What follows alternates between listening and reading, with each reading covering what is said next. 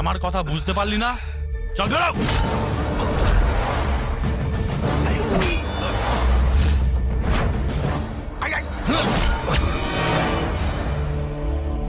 তোর কপাল ভালো যে আমার মুড আজ ভালো আছে, না হলে তুই আজকে জ্যান্ত ফিরতিস না।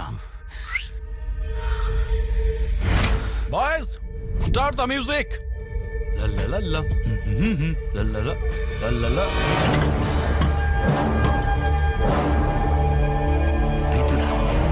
আমি তোকে ম্যাচম্যান ভেবেছিলাম, এই শালা তো পিচকুম্যান মনে হচ্ছে।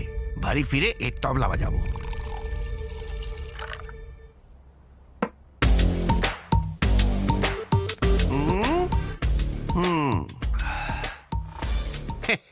খেয়ে নে, ওষুধ ভেবে খেয়ে নে।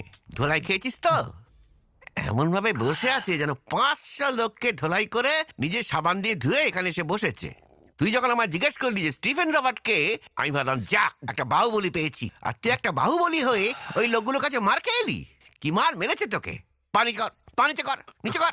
চল ওঠ, ওঠ, ওঠ। আরে উঠে দাঁড়া না, খাম্বার মতন দাঁড়িয়ে আছে। 1 2 3 4 5 6 ফিট লম্বা, কিন্তু কি লাভ? আমাকে দেখ, 5 ফুটের টিঙ্গু দেখে আমাকে লোকে থর করে কাঁপে। দেবো না কানে করে। একটা কাজ কর, নিচু হ, আমি তো কানে করে দেবো একটা। নিচু হ।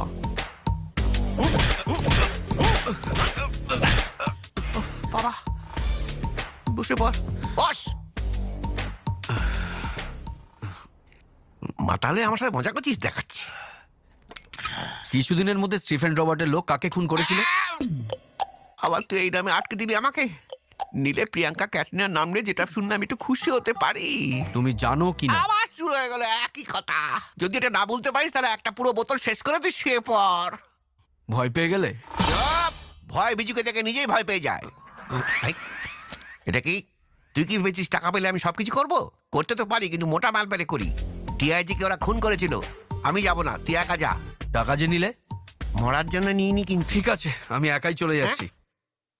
স্টিফেন রবার্টকে অ্যারেস্ট করার জন্য গত 2 বছর ধরে আমার বাবা অনেক কষ্ট করে প্রমাণ জোগাড় করছিল। হেডকোয়ার্টারে